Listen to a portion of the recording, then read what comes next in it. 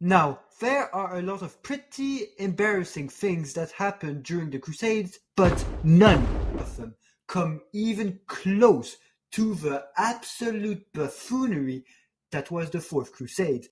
And trust me, little Timmy, there are a lot of interesting moments to choose from.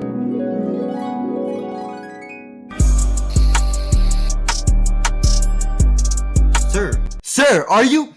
Never mind. So none of the adults want to go on crusade anymore, since, well, all of them died on the last one. Oh, no, adults, you say? Well, let's just send the kids. Wait, what?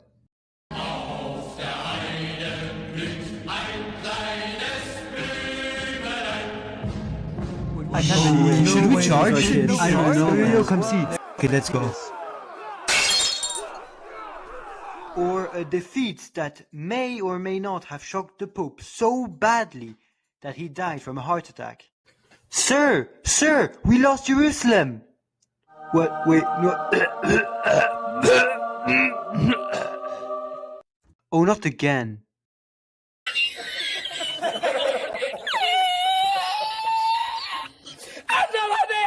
So yes, ladies and gentlemen, this is the Fourth Crusade, the dumbest of them all.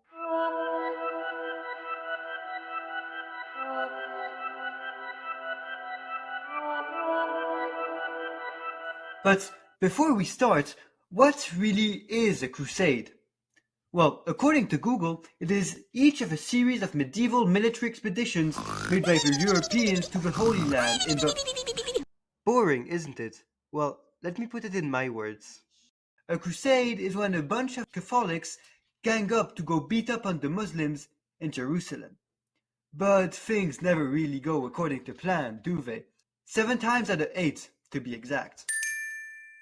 Oh my God! In the very year in which he took control of the papacy and of all the Catholic Church, Pope Innocent III, who would later be seen as one of the most powerful and influential popes in the Middle Ages, called for a crusade.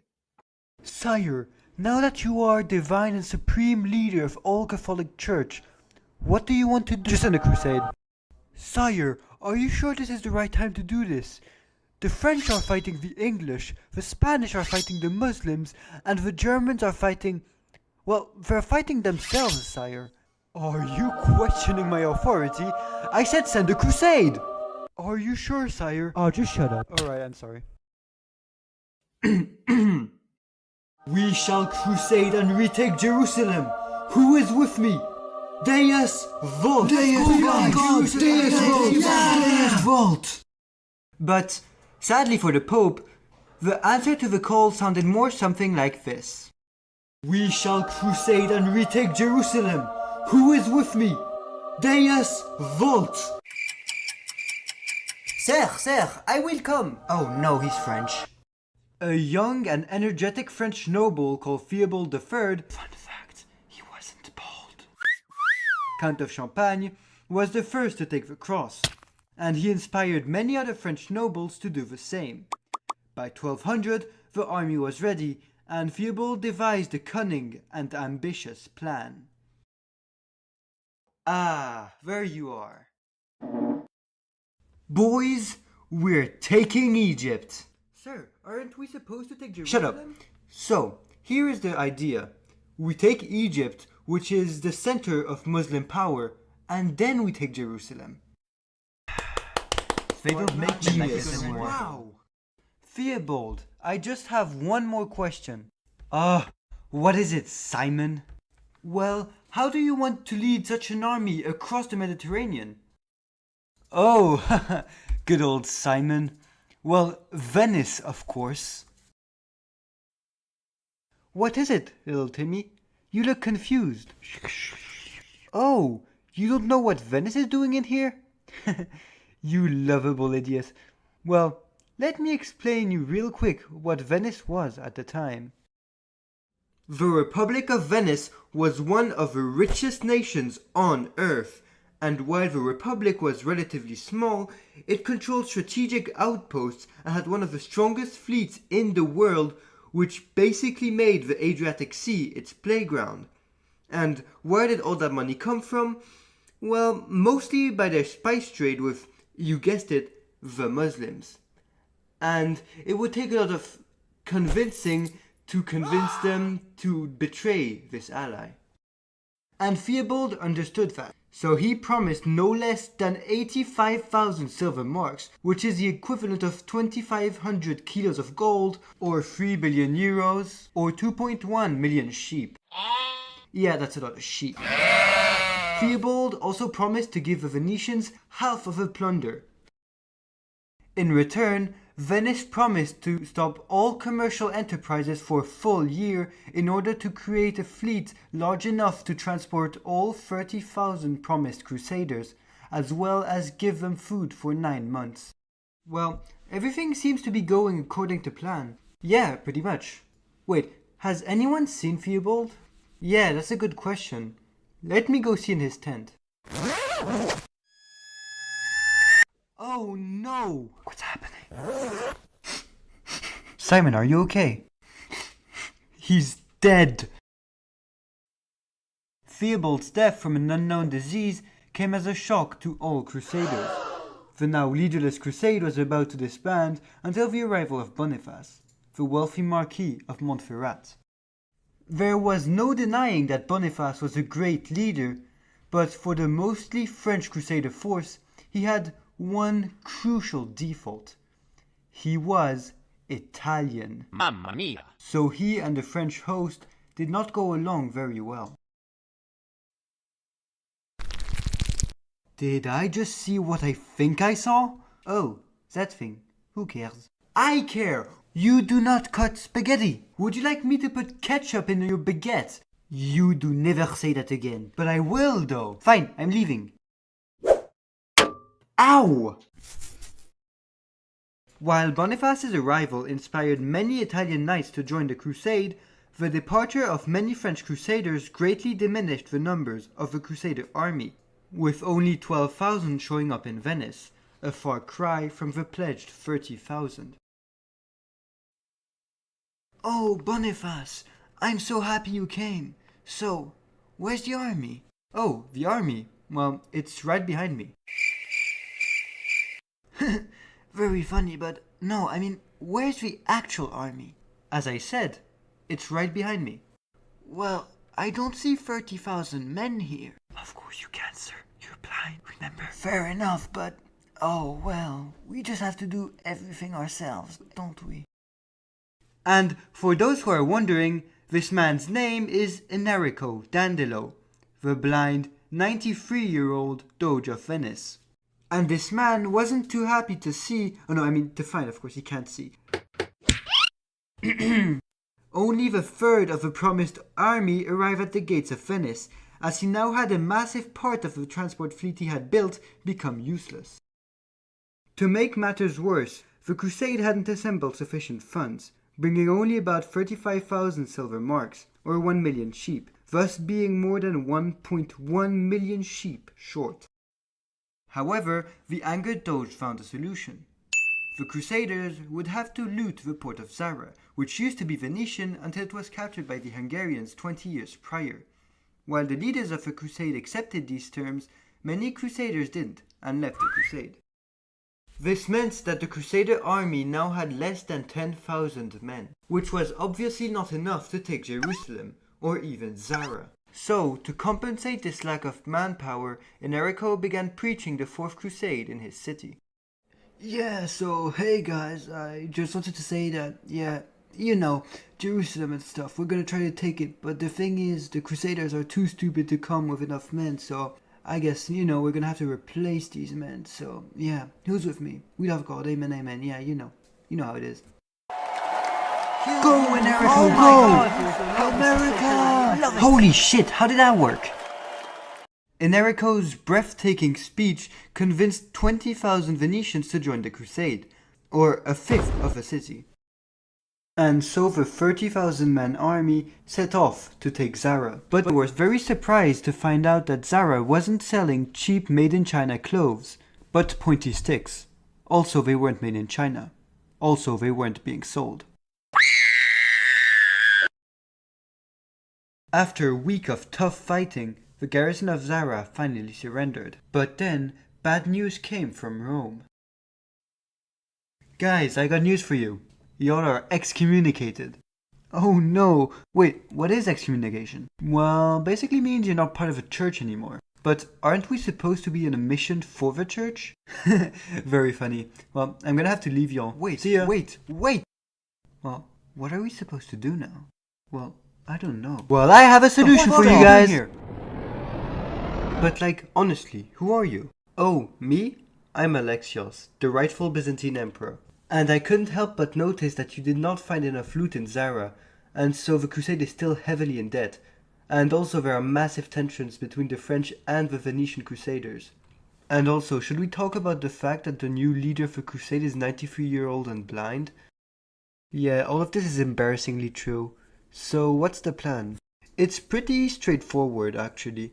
All you have to do is help me retake Byzantium and the Byzantine Empire, and then I lend you, say, 10,000 men, 7 times the money to repay your debt, and I'll convert Byzantium to Catholicism. This way the Pope stops excommunicating you. Just how are you gonna find the 200,000 silver marks? Trust me, bro. Just trust me.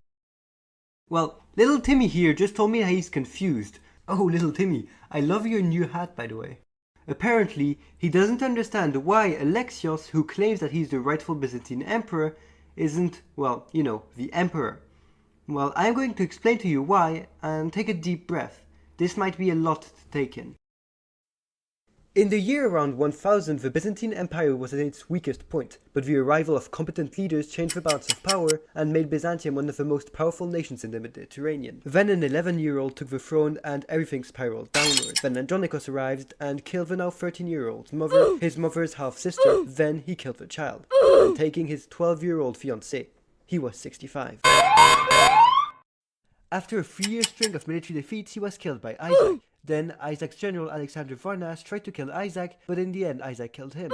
Then Isaac's inept and stupid brother Alexios imprisoned and blinded Isaac, then took the Byzantine throne. So I guess we should start preparing to take Constantinople. No, Grandpa, you didn't understand.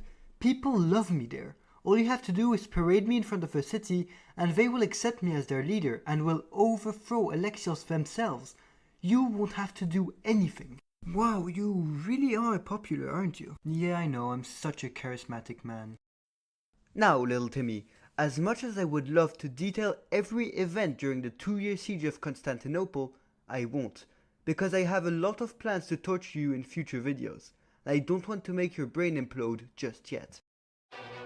The Crusaders landed in Chalcedon, where they rested for a while Alexios III engaged in unsuccessful peace talks.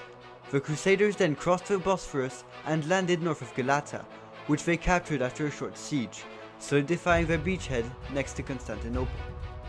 The Crusaders then prepared an assault on 2 vectors on the city, with the Crusaders attacking the main walls, while the Venetians would attack the weaker sea walls.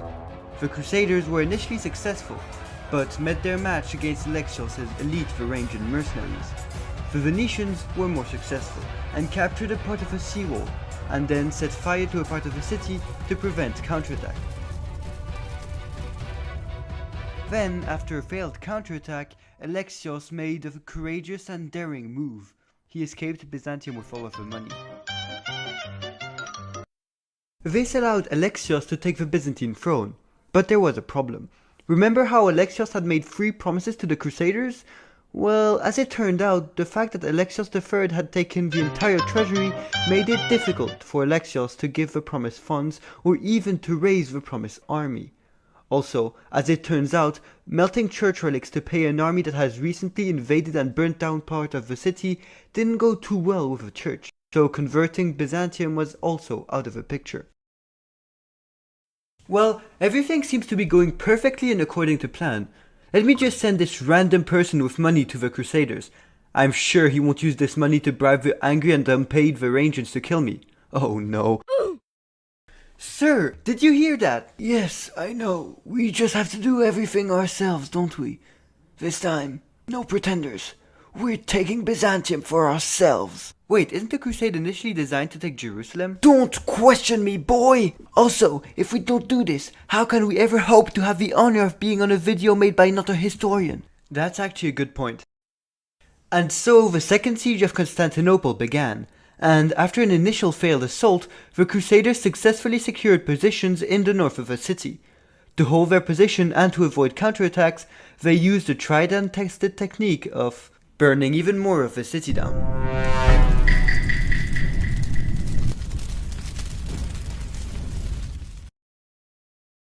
Well, thankfully I can count on my trustworthy Varangians to defend my city.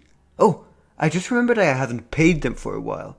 Imagine if they just deserted in the middle of a battle. That would be really embarrassing. Oh no, guys, come back!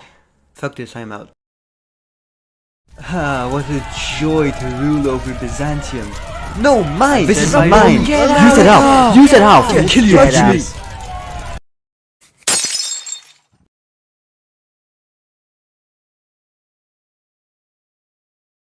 So, Sheikh Al-Huddin Mustafa bin Abdulaziz Muhammadi Al-Andalusi. Can you see anything? No, still nothing. I wonder where the Crusaders went.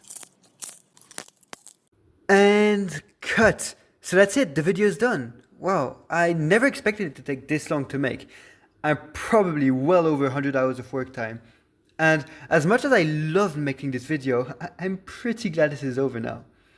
So, welcome to my new channel, Not a Historian. And I hope you liked this video. And if you did, yeah, I'm gonna be that guy. Please like and subscribe. And now that this is out of the way, let me talk to you a bit more about my channel and myself. So, as you may have guessed, my channel is an entertainment historical channel, where I make animation videos. And keep this in mind, I started using Krita's animation tool about 3 months ago. And I began animating this video also 3 months ago. Yes, it took me 3 months to make this video. But my point is, I'm a newbie on Krita, so please go easy on my drawing and animation skills. Will I make any other videos? It all depends really, but if I find the time and if this video gets enough success, I could make others. But keep in mind that it will take multiple months. So anyways, it was nice having this one-sided chat, and I'll see you next time, maybe.